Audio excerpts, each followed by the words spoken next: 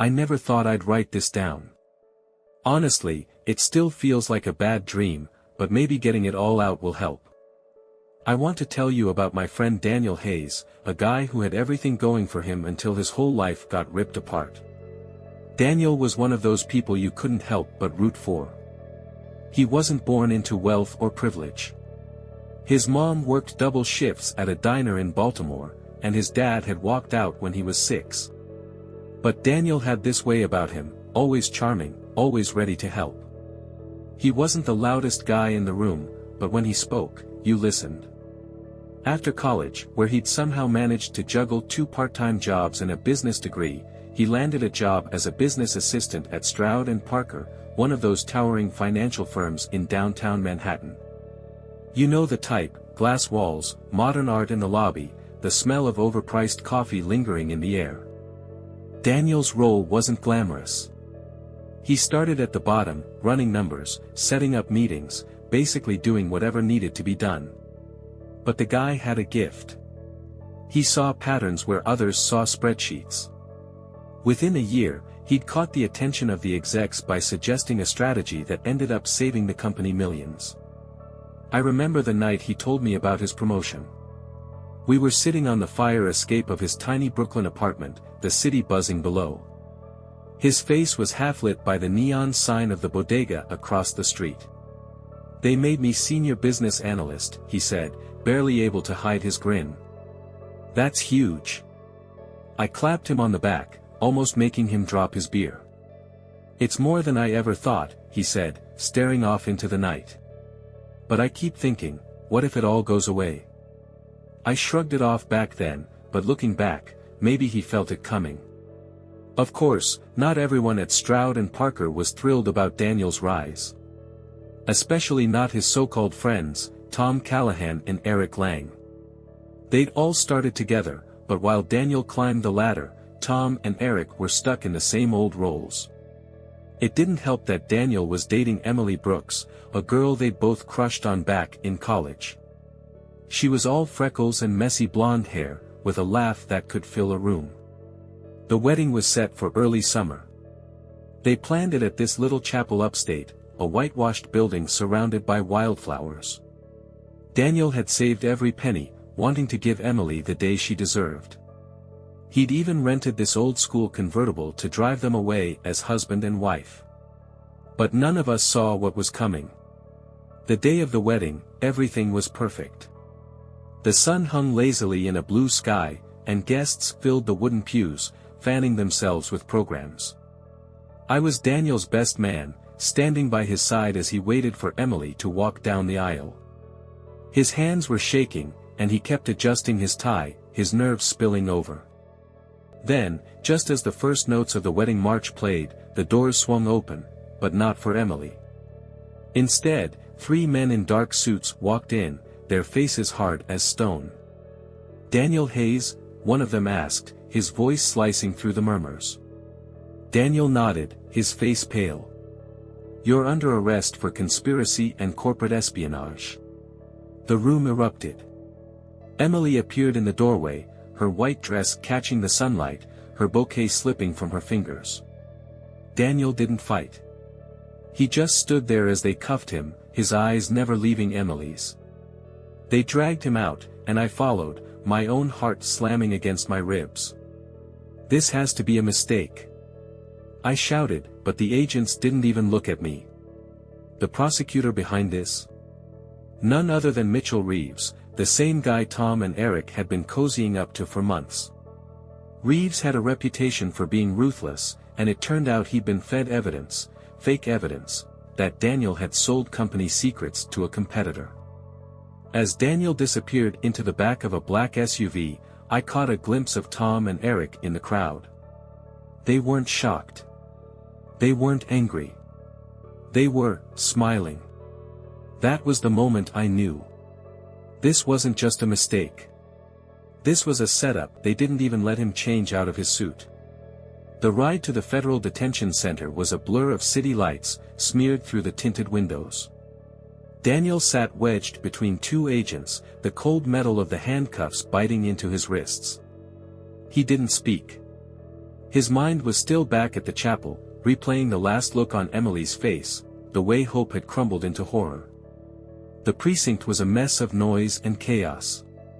Cops shouting, the harsh buzz of fluorescent lights, the stale smell of sweat and disinfectant.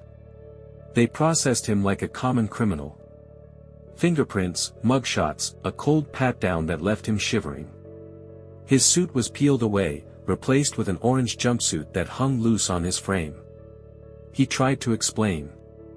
Over and over, he told them it was a mistake. "I've never even spoken to that competitor," he said to the officer filling out his intake forms. The guy didn't look up, just scribbled something on his clipboard and moved on. The arraignment happened the next morning. Daniel barely slept. His cell was a concrete shoebox, the cot thin enough that he could feel every spring digging into his back.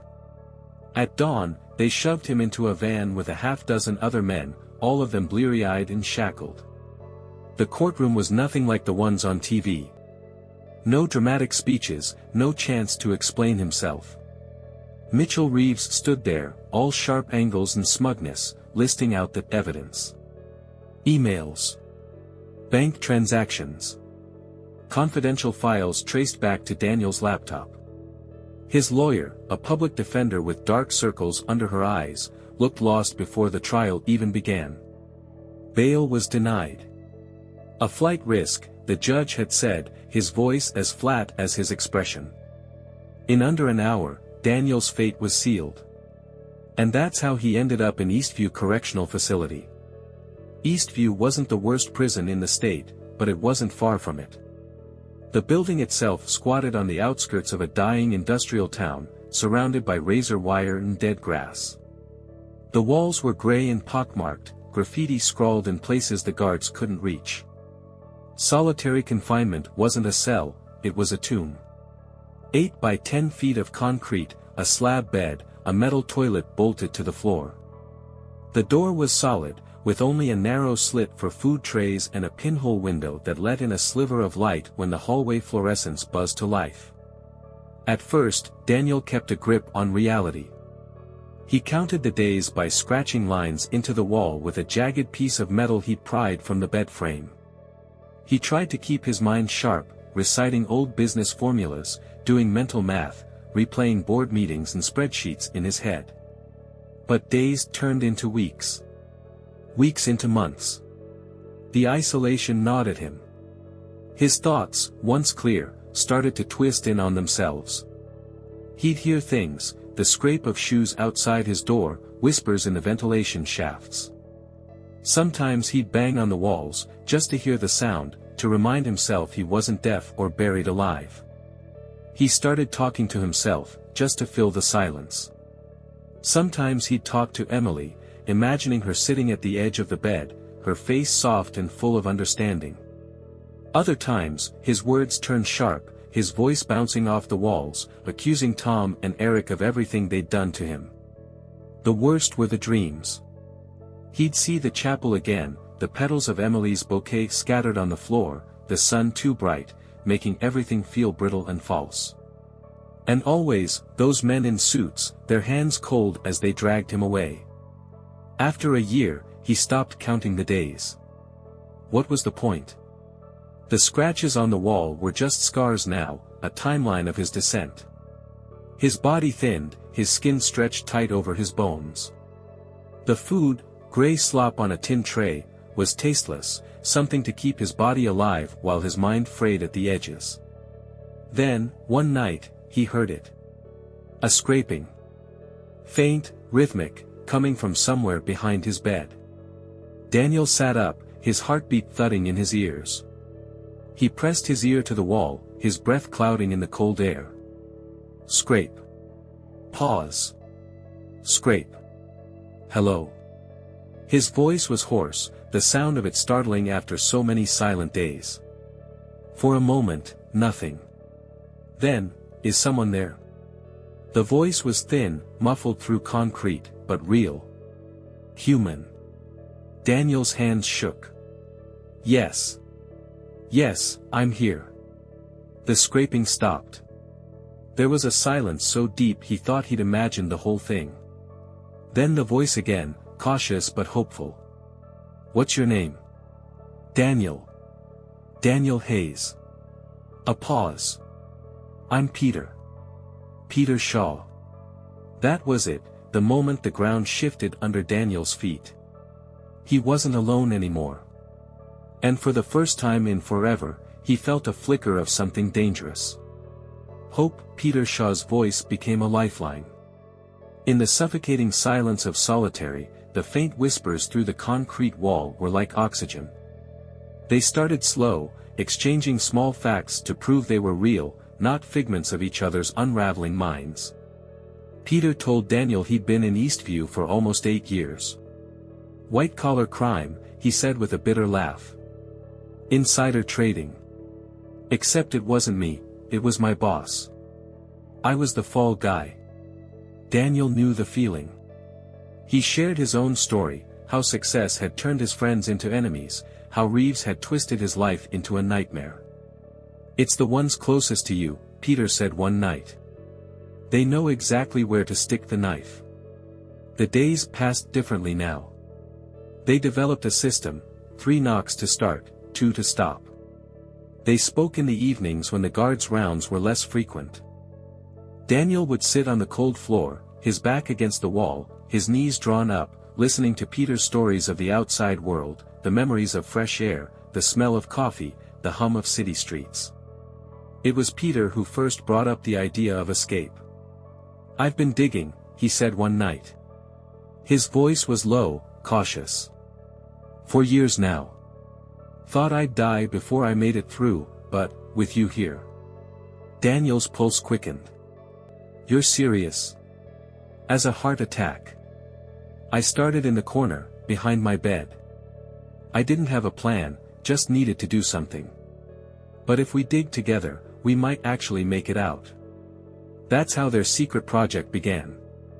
The first step was breaking through the wall between their cells. It took weeks of chipping away with makeshift tools, a flattened spoon, a shard of metal Peter had pried loose years before. They worked at night, stopping at the first hint of footsteps. Daniel's hands blistered, his fingers raw and bleeding, but he didn't care. Every flake of concrete felt like progress. The night they broke through, Daniel stared at the hole, barely wider than his fist, and felt a rush of adrenaline he hadn't felt in years. Through the small opening, he could see Peter's eye, a glint of blue, wide and hopeful. "Holy shit," Peter breathed. "We did it." Once the wall was open, their conversations changed. They sat on either side of the hole, passing scraps of food, sharing what little they had. Peter was older than Daniel had imagined, his hair peppered with gray, his face lined but sharp. His eyes held a haunted look, something Daniel saw in his own reflection. Peter was smart, too. Smarter than he let on. He had a mind for strategy, for seeing paths through impossible situations. He began to draw in the dust, crude maps of the prison's layout, the routines of the guards, the way the shadows fell in the yard. It was during one of these sessions that Peter mentioned the treasure. "I wasn't always a businessman," he said, his voice dropping to a conspiratorial whisper. "I did some work overseas, years ago. Consulting, mostly, but there were opportunities. I helped a guy move some money, a lot of money, to keep it off the radar. He paid me in secrets." "What kind of secrets?" Peter's lips curled into a small, tight smile. "There's an island off the coast of Maine. Nothing but rocks and seagulls. But buried under all that is a cash, gold, bonds, enough to start a new life 100 times over." Daniel stared at him. "And you believe it's real?" "I know it is. I've seen the papers, the coordinates. It was my insurance policy, in case I ever needed to disappear." A shiver ran through Daniel. The thought of it, the smell of salt air, the crash of waves, the weight of gold in his hands, was almost too much. He forced himself to focus. "First, we need to get out of here." From that moment, their plan took on new urgency. They shifted their efforts to the floor, digging beneath the foundation. Peter's tunnel, hidden under the rusted frame of his bed, was more advanced than Daniel expected. It angled down, the walls tight and claustrophobic, but stable. Peter had reinforced them with scraps of wood and metal, bits he'd scavenged over the years. They took turns digging, their bodies pressed against the earth, the damp soil clinging to their skin. Every handful of dirt was smuggled out, spread thin beneath their beds or flushed down the metal toilet. The work was slow and brutal, their muscles aching, their bodies shrinking under the strain. Time became elastic. Some days, Daniel felt the tunnel would never end, that they'd die here, buried alive by their own desperation. Other days, the light through the pinhole window seemed just a little brighter, the air a bit less stale. And through it all, Peter kept talking. He told stories of his childhood, of the business deals he'd made, of the life he'd lost. He taught Daniel everything he knew, languages, codes, how to read people, how to disappear. "You'll need this," he'd say, his voice thick with the weight of his own mistakes. "When we get out, you need to be smarter than the men who put you here." Daniel soaked it all in. His mind, dulled by years of solitude, sparked back to life. He began to see the world not as it was, but as it could be. A world beyond these walls, a life beyond the orange jumpsuit and the chains. And as the tunnel grew longer, so did his resolve. Because for the first time since those handcuffs had closed around his wrists, he believed he might actually see the world outside again, the tunnel became their world. Time blurred into an endless cycle of digging, resting, and whispering plans through the thin wall. The earth they moved seemed infinite, each handful of dirt a small rebellion against the concrete and steel that caged them. Their routine was surgical. At night, Daniel would chip away at the hard-packed soil, the spoon-turned shiv a constant weight in his hand. His muscles burned, each scrape a small victory. During the day, Peter would cover their tracks. He'd hide the fresh dirt, smooth over the scratches, rearrange their meager belongings to disguise the mess. It was dangerous work. They learned to recognize the rhythm of the guards' patrols, the telltale clink of keys, the muffled thud of boots on tile. There were close calls, times when Daniel had to freeze mid-dig, his body half submerged in the earth, his heart a trapped bird in his chest. The prison seemed to close in on them. The walls, thick with decades of misery, seemed to whisper doubts. Daniel's dreams became restless things, visions of collapsing tunnels, of guards finding the hole, of Peter's eyes gone cold and dead beneath a pile of rubble. But through the fear, they pushed on. The tunnel grew, snaking beneath the prison's foundations. Peter's knowledge of the facility was uncanny. He'd spent years studying the blueprints, memorizing the layout, piecing together the structure from snippets of conversation and the glimpses he'd caught through tiny windows. "There's a maintenance shaft," he explained one night. His voice was hoarse, worn thin by the dust. "It runs parallel to the laundry block. If we hit it, we can follow it to the outer wall." "What then?" Daniel asked. His hands were filthy, his nails cracked and dark with soil. "Then we dig up. The outer wall is old, brick and mortar. We can break through it." The plan sounded fragile, held together by hope and desperation. But it was more than they'd had before. Their pace quickened. They started working in shifts, one digging while the other rested. Peter showed Daniel how to shore up the walls, how to test for weak spots, how to listen to the earth to know if they were too close to pipes or wiring. The physical toll was brutal. Daniel's body, already lean from prison rations, grew gaunt. His knuckles split, his back ached, and a persistent cough settled in his chest. Peter wasn't faring much better. His age showed in the tremor of his hands, the way he moved slower, took longer to recover. But neither of them spoke of stopping. As the tunnel stretched on, their conversations drifted to the outside world. Daniel spoke of Emily, how he'd imagined her life without him. He pictured her at their old favorite coffee shop, her hair catching the light, her laugh a ghost he couldn't shake. "You think she's moved on?" Peter asked one evening.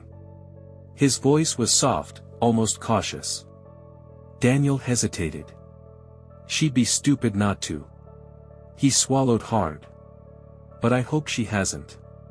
Is that selfish? It's human. Peter, too, had ghosts. He spoke of a daughter, Megan, who would be a teenager by now. She was 10 when I was arrested, he said. She used to draw me pictures, crayon sketches of our house, of us at the park. I don't even know if she remembers me. What will you do when we get out? Daniel asked. A long silence stretched between them. Find her, Peter said finally. Make things right. If I can. In the dark, those promises felt solid. Real. Then, one night, the spoon struck metal. Daniel froze, the dull clang echoing through the cramped tunnel. Peter, he whispered, his voice raw with disbelief. I think I found it. Peter scrambled forward, his fingers brushing the dirt away, revealing a rusted metal grate.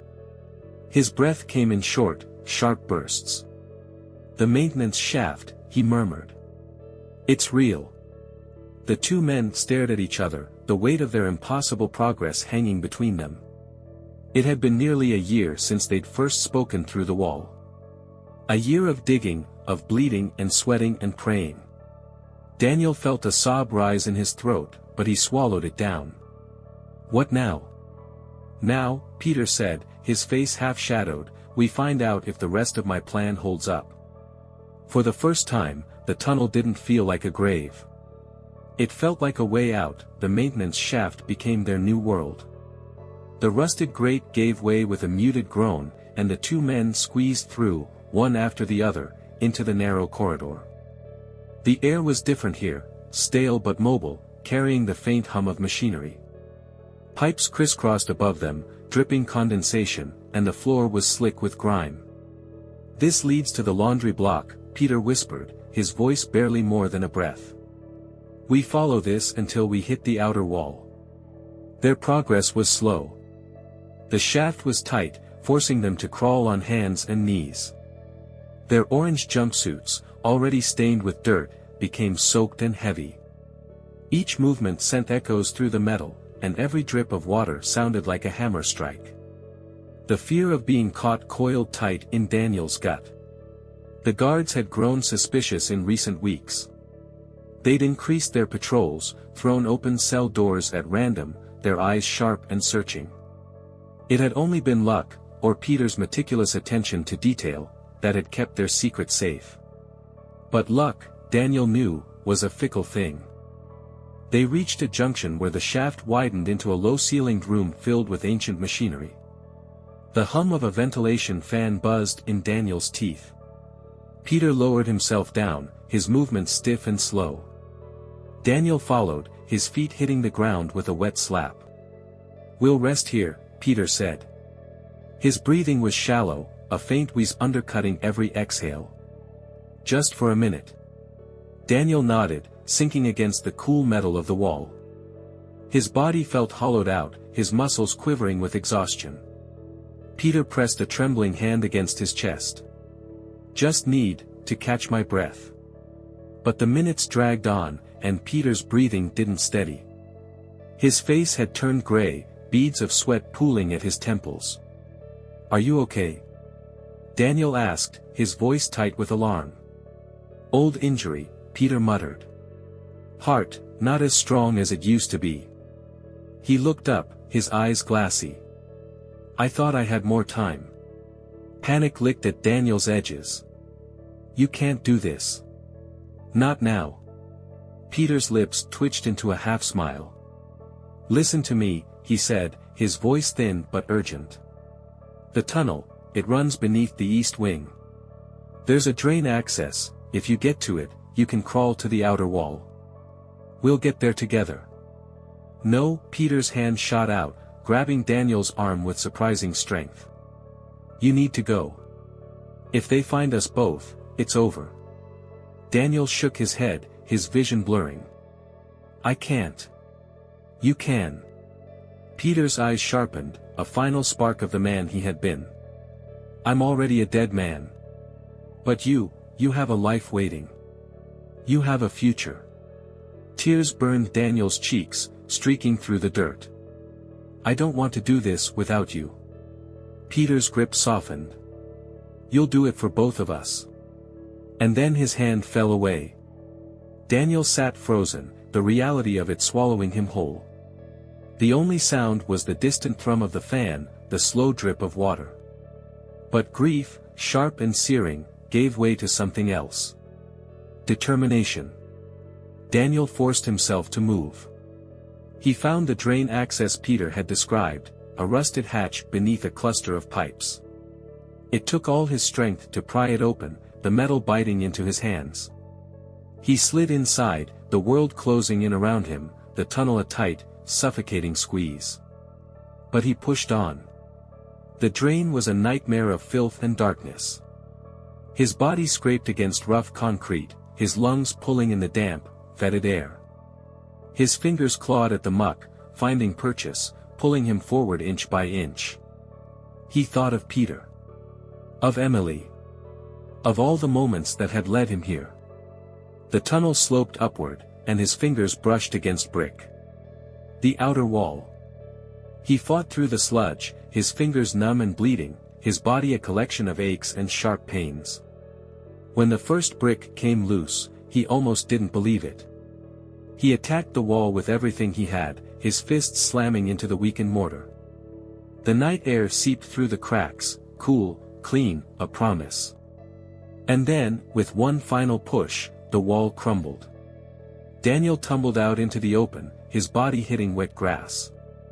For a moment, he lay there, staring up at the sky. Stars blinked overhead, 1,000 tiny eyes in the vastness of freedom. But he couldn't stay. The guards would find Peter's body. They'd follow the tunnel. He forced himself to his feet. His legs wobbled, his vision swayed, but he ran. The night swallowed him, and the prison receded into the darkness behind him. He was out. But Peter wasn't. And Daniel swore, as the first hints of dawn painted the sky, that he would make Peter's sacrifice worth it. The night air was a cold slap against Daniel's skin. He stood at the edge of the prison's shadow, his chest heaving, his limbs trembling with exhaustion. The prison walls loomed behind him, dark and silent, like the gaping maw of a beast that had finally spat him out. But freedom wasn't safety.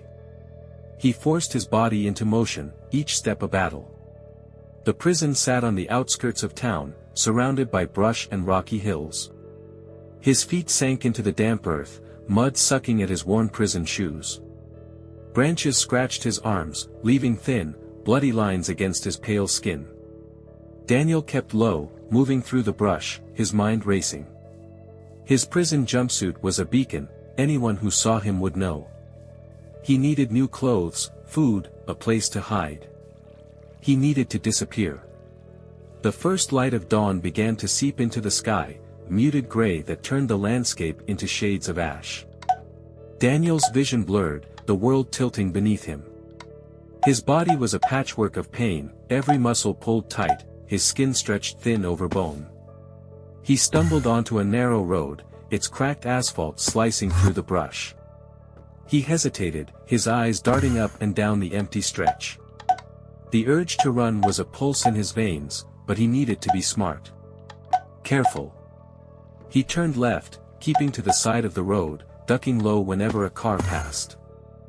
Most were trucks, early commuters or late-night workers, their headlights carving tunnels through the mist. Checkpoints After are getting what hard felt to like trust. hours, The Daniel goat thinks spotted it a is small coding house problem, nestled but you behind know a it is thicket of really my trees. design.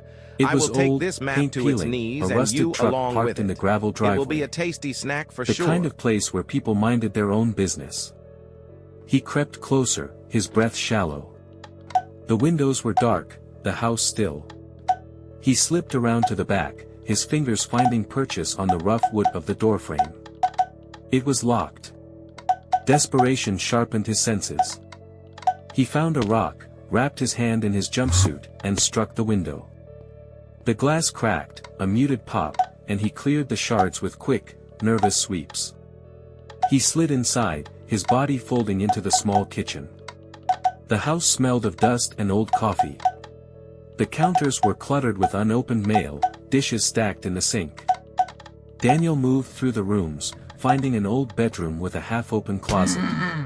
He tore through it, pulling on a worn pair of jeans and a faded flannel shirt. They hung loose on his thin frame, but they were a disguise, a new skin.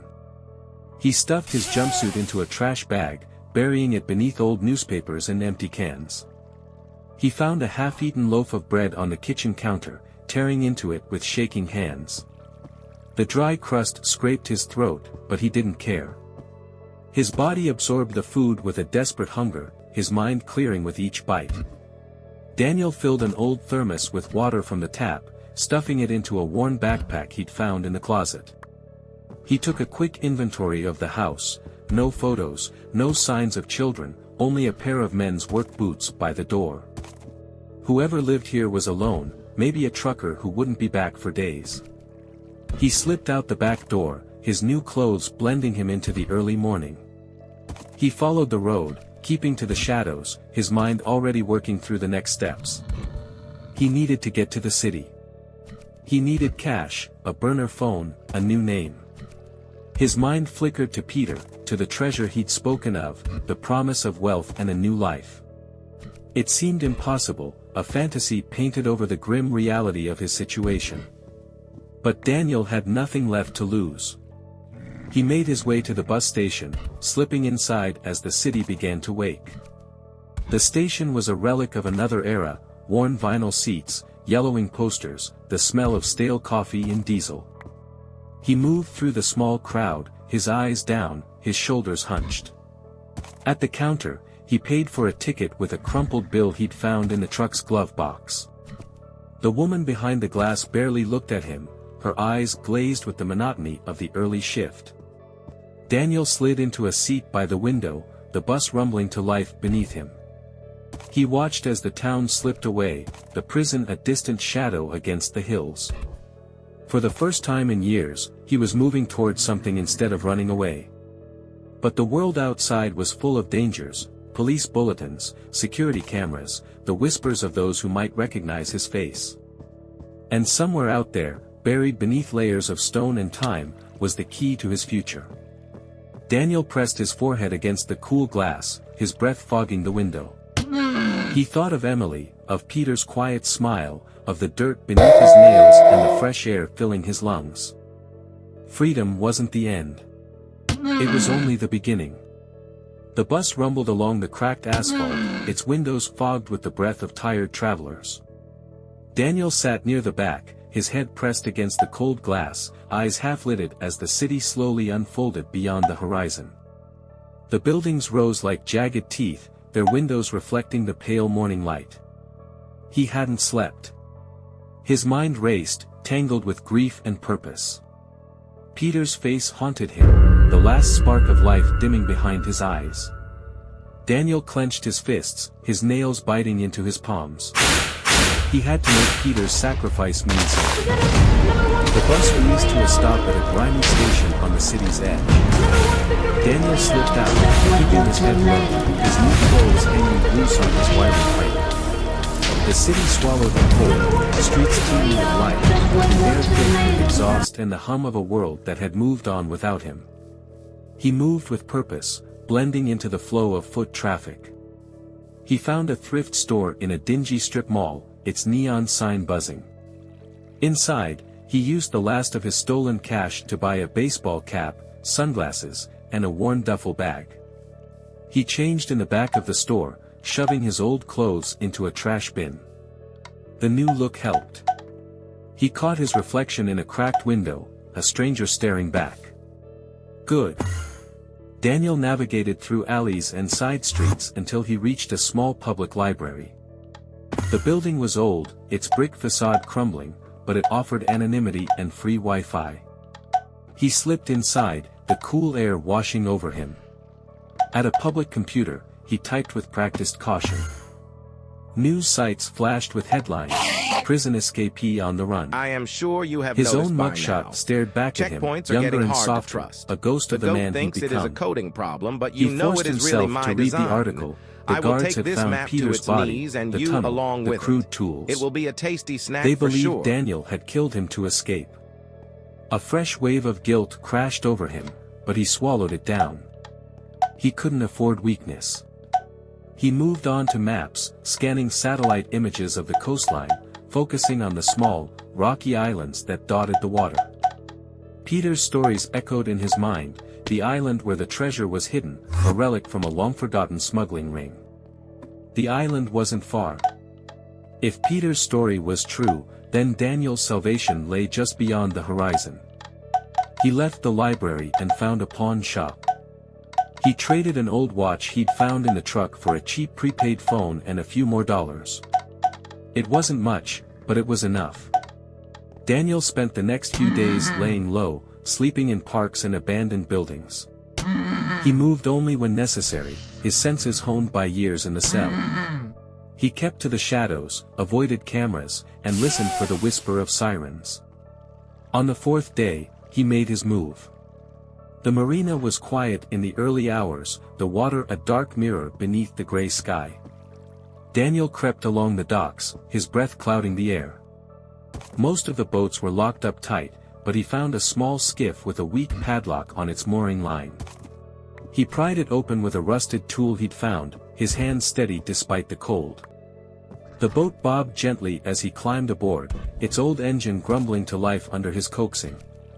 He guided the boat out of the marina, his eyes darting between the shoreline and the dark expanse of water ahead. The city shrank behind him, its lights dimming as the morning fog rolled in. The island rose out of the mist, its rocky silhouette sharp against the pale sky. Daniel's pulse quickened, hope and fear twisting inside him. The boat scraped against the shore, and he jumped out, his feet sinking into the wet sand. The island was small, overgrown with thorny brush and gnarled trees. He moved inland, his feet crunching over twigs and stones. His mind replayed Peter's instructions, the old cave, hidden by a natural rock formation, marked by a tree split by lightning decades ago. He found it just as the sun clawed its way through the clouds. The tree stood twisted and pale, its bark scarred and brittle. Behind it, a gap in the rocks yawned wide, the entrance to the cave. Daniel squeezed through, his eyes adjusting to the darkness. The air was cool and damp, the floor uneven beneath his feet. He moved deeper, his hands brushing against rough stone. And then, there it was. A rusted metal chest, half buried in the dirt. His breath caught in his throat. He dropped to his knees, his fingers scrabbling at the earth. The lid creaked open, and sunlight filtered in through the cracks in the rock, catching on the glint of gold and aged leather. Bundles of cash, old coins, documents. The remnants of a smuggling empire, left to rot in the belly of this forgotten island. Daniel laughed, a raw, broken sound. He reached into the chest, his fingers closing around a fistful of jewels, their facets winking in the dim light. He wasn't a prisoner anymore. He wasn't a victim. He was free. But freedom had a price. And Daniel knew, as he sat in the cool shadows of the cave, that the world would never stop looking for him. But for now, for this fleeting moment, he had hope. And that was enough.